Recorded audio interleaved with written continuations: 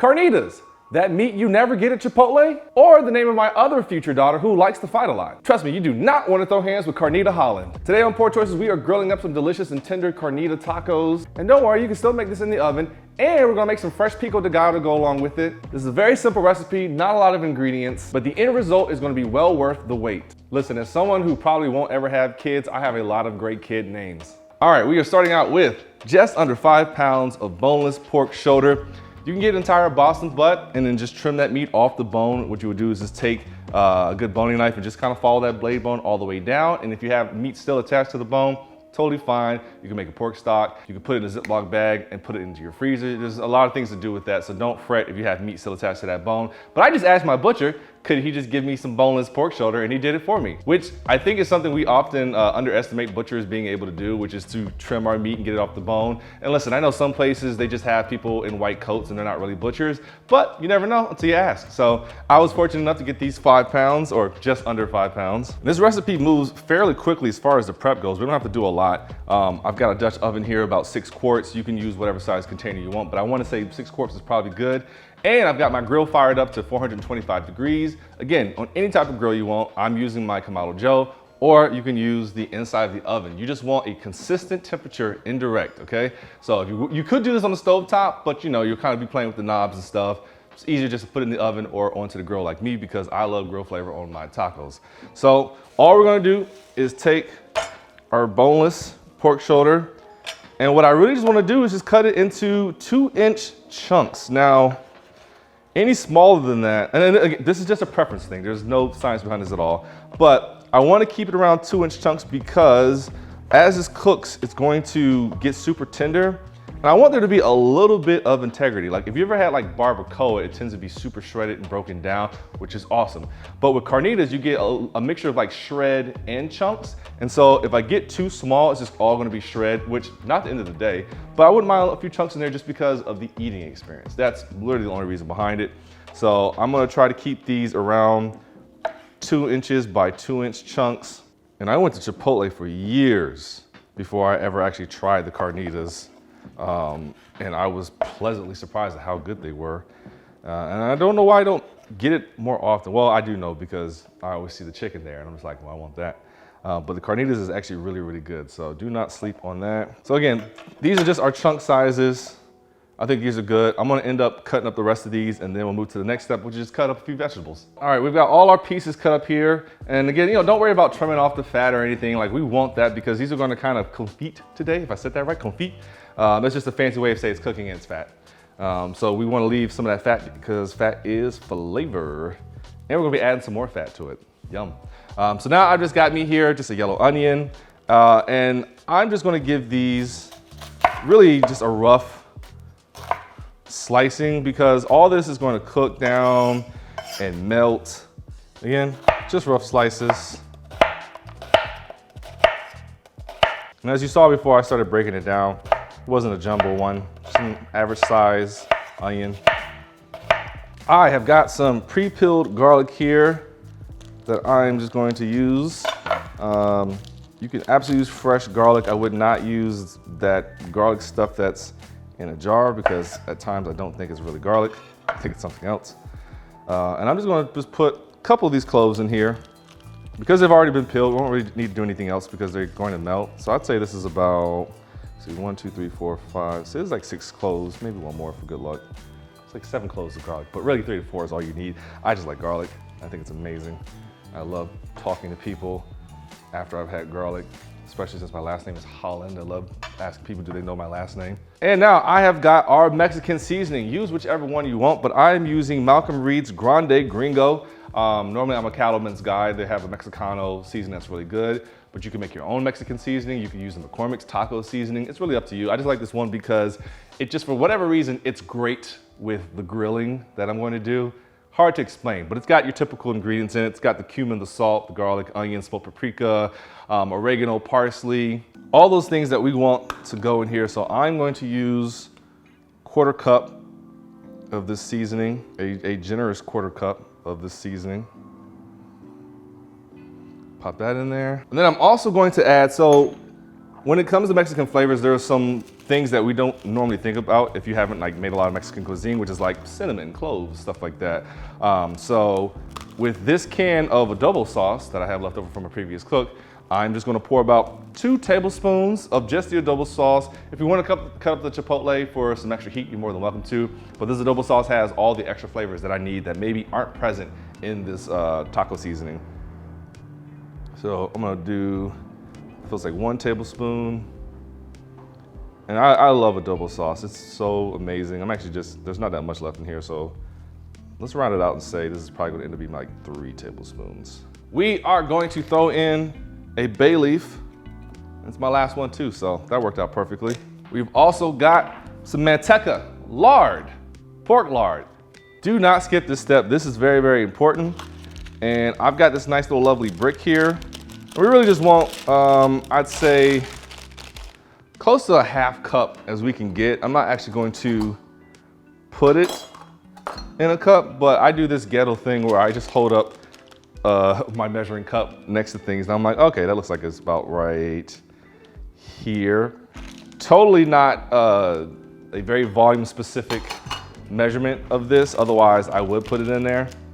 So don't be doing that when it actually really matters if you're using a ½ cup or not. But boom, that goes in. And the rest of this lard we can use for crisping up our tacos, like tacos fried in pork lard, or the tortillas. The tortillas fried in pork lard, absolutely amazing. So don't fret about what to do with the rest of this. We can put it to work. So I've got that there. Is there anything else I need? Ah, yes, the last ingredient, because we are, after all, braising these. It's just some vegetable oil. But actually what I really want to do real quick is just mix all this up. No, my gloves. I want to give everything a good mixing as planes fly over. But at least it's not construction today. That's a change. Oh wait, I'm almost forgetting something extremely important. The orange juice. Oranges, almost forgot. And you know what's crazy? I hadn't even started drinking yet. I was actually gonna wait till the tacos were done to start drinking, but guess it doesn't matter. Oh, by the way, our pork choice today, we're gonna make a tequila sangria, which is gonna be really good, I think. I've never made it before, but they told me it goes really well with tacos. So we're just gonna juice, I'm gonna juice 2 oranges here. Citrus and pork go together, amazing. And there's so many other things you could add in here. If you want to, you can do some lime juice, you can put some pineapple juice in there. We all know pork and pineapple go together really well. I'm just gonna juice these 2 oranges. You know, looking maybe to get like ½ cup of orange juice. I really just want that flavor. And yes, we want fresh orange juice. It's gonna give us amazing citrus flavors as well as like the sugars and stuff that we need. And there are a million ways to make carnitas. Like this is just one of a ton of ways I've done it. I've done it where I've marinated it overnight and then smoked it for like 8 hours. You could do just plain salt and pepper, in which case you'd be really relying on like your taco toppings. So many different ways to make carnitas, and I encourage everyone to try all of them. Like this is probably the most convenient one and also the fastest one, considering the sun still goes down at a certain time and I want to finish this up by lunch. So feel free, after you've done this one, to give all of them a shot. And so now we're just gonna pour orange juice, fresh squeezed orange juice in here. We almost forgot. I would've been really mad. And actually what I'm gonna do real quick, I'm gonna take this bay leaf out for just a second because I don't want it to get crushed up in this process, because what I wanna do is get everything, ooh, that squirted. Everything just kinda make sure like the pork at the bottom's got seasoning touching it, the onions and all that garlic are well distributed, even though they're gonna just cook down and melt right into this. Then I'm just kinda evening out the top here. In fact, let's adjust the camera so you can actually see what I'm doing next. All right, so all I'm doing is just kind of flattening up the surface here, just so I can get a good idea of how much liquid I'll need to add. And I'm just adding in just some vegetable broth. And I really just want enough to the point that it just covers the top. So we'll do this and we'll kind of move it around, make sure there's no like air pockets in here that's making the broth not that high. A little bit more. And I may just end up using this whole entire thing. And there are other liquids you can use. You can use chicken broth. You can use just plain water. You could use Coca-Cola. Again, there's so many different ways to make carnitas. You just gotta try them all and see which is the one that you like. I like this one the most. And then we're gonna put our bay leaf back in. As you can see, the water, or sorry, our liquid level is just above here. And now, I'm gonna go check on our grill and see if it's at 425. If it is, this is gonna go on. So we'll see you upstairs. All right, we've got our grill up to 425 stabilized, and we've got our Dutch oven with the pork and vegetable and juices in it on here, set up for indirect cooking, of course. I threw a big ass chunk of hickory wood in there just because I want to get some smoke flavor. And now all we are going to do is let this thing roll for about a good 3 to 4 hours. We want it to just almost be falling apart tender, because we are going to fry this up a little bit more once it's done, just to kind of get some more char on it. But for right now, our liquid level is good. I'm going to check on this again in like an hour just to make sure the liquid's not going down too far, because if the liquid gets down too low, then we'll start to char the tops, which isn't a terrible thing, but it could end up drying out some of the pork, and we don't want that. So I'm going to go ahead and close the lid, and we will check back on this in 1 hour. All right, we are 1 hour in, and we're just going to check on this real quick. As you can see, got some good bubbling going on here from that vegetable broth, and also that fat, and some of that fat is rendering out of the pork itself, just making one giant cauldron of deliciousness. So I'm gonna stir this up a little bit, and yes, we're cooking this all the way through uncovered. So I'm gonna stir this up just a little bit, make sure everything's kind of getting its chance to braise. And we've already been through the first hour, so I'm gonna give this 2 more hours, then I'll check on it for tenderness, and then we'll pretty much be done. In the meantime, we can get started on our pico de gallo and our tequila sangria. For our pico de gallo, it is really simple. I'll take 3 Roma tomatoes, and I don't want this pico to be super watery, so I'm gonna remove the seeds here. Just running my knife down that rib and getting rid of all that. Then I'll give those a fine dice. I've also got half a yellow onion here that I'm gonna finely dice as well. And while wearing gloves, this is important, I'll dice up 1 jalapeno. I always say wearing gloves just in case those out there wearing contacts like me find themselves dicing a jalapeno later and then having to deal with the very real problem of burning your eyes out. I've done it way too many times, so I'm just giving you the warning in case you're new to this. And finally, a bunch of cilantro diced up before adding in the juice of 1 lime and salting to taste. I'd say I use about 2 teaspoons worth of salt here, but you really just gotta salt, and taste. Park that sucker in the fridge till you're ready for it later. For the tequila sangria, I'm using already chilled ingredients, so I put everything in the fridge for a while just so it would already be cold and I could drink it right away as soon as I finish mixing it up. We'll slice up some lime, lemon, and orange wheels. Then we're combining an entire bottle of your favorite white wine, 8 ounces of silver tequila, 4 ounces of triple sec, and 16 ounces of 7-Up. You can use Sprite. Just the store I went to, for whatever reason, did not have Sprite, which I guess is kind of weird, but 7-Up worked just as well. Give it a mix and you are good to go. All right, so the weather took a little turn for the worse, and I had to actually finish this inside, which is totally fine. Sometimes you have to do this when you're grilling. Again, an oven and a grill are almost the exact same thing, just a grill has seasoning. So I let this finish up in the oven, and I just want you to see like this is still tender. My spoon is going through it very easily, but it still has a little integrity to it, which is good because we are, again, going to fry this up. And I'm moving this thing. I did have to put a little bit more liquid in there, like around the 1.5 hour mark, just because it was evaporating pretty quickly. But for the most part, this smells amazing. It's exactly what I wanted it to be. Let's go ahead and just get this bay leaf out of here because this is the one thing that we cannot eat. But if you're looking at it, you can see like those onions, that garlic, you do not see any traces of it. It is just melted into this, which is exactly what we want. So let me get my taco making station set up and we will finish this up. All right, I have got my cast iron over a somewhat high heat going on here. This is the process of how we're gonna make our tacos. Now, what I'm gonna do here is take a little bit of lard that we had from earlier, let that melt. And then what I also wanna do is take a little bit of the juices that's in our pork. So some of that's fat, but it's flavored fat. I'm gonna take some of those juices and I wanna pour it in here as well. This is gonna flavor our tortillas. So what I'm gonna do, take my tortilla, pop myself with it, obviously. Put it here. See, this one's already bubbling up. Turn it around. Turn this other one around. And this is just me just getting these tortillas prepared,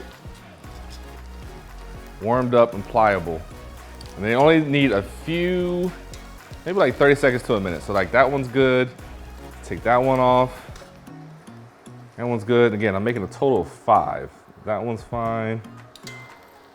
Let's take that one off. And then we'll put my last 2 on here. And I promise you all, I am going to re-season and restore this cast iron. It just ain't happening today.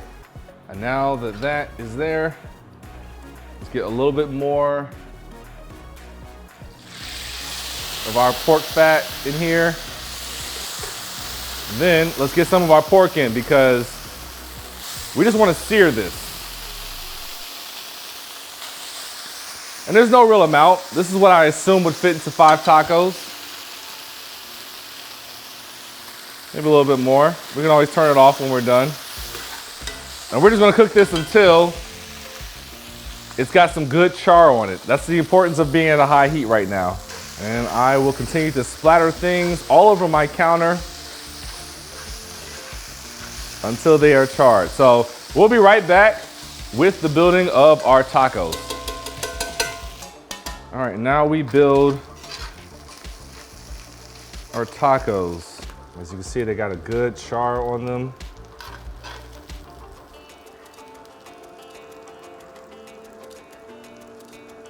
I'll put that there. You know what? I might have actually portioned this out correctly. All right, we're gonna go in with our pico from earlier. Super fresh, and man, it smells amazing.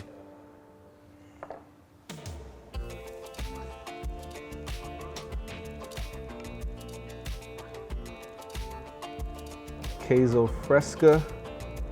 You can use tortilla. I just feel like since we made a fresh pico, might as well keep everything fresh going on. And I mean, listen, you may not be in a place where you got access to this, so really use whatever cheese you want. This is just to make it look pretty, but provide freshness overall. I've got some crema. This is just the table cream one. Not the regular sour cream, just the table cream one. We're just gonna go over it like that. Boom. Last but not least, just a little lime juice. All right, the moment of truth is here.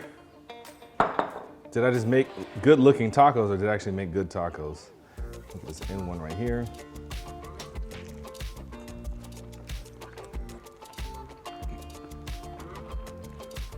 I made good tacos. It's better than Chipotle, you know why? The flavor is the same, but the texture from doing it in the cast iron pan, it gives like a little crust, a little crunch to it, while still being juicy. Absolutely amazing. I highly recommend this way. What'd you say? It looks like somebody busted on your lip. I don't care. Yeah, bad sour. I don't care. I don't care, I'm saving it for later. Then I wipe my taco on my face. Hey, this has been Poor Choices Kitchen. The sangria was awesome, the pico is delicious. Also, if you make a lot of pico, put your chips in it. We got a Patreon. $1 a month is all we ask for. $1 goes a long way in paying for the recipes here in these inflated times. Otherwise, please enjoy this recipe, make it often, and try all the other Carnitas recipes. And in honor of my future daughter who does not exist, Carnita Holland, who likes to fight a lot, cheers.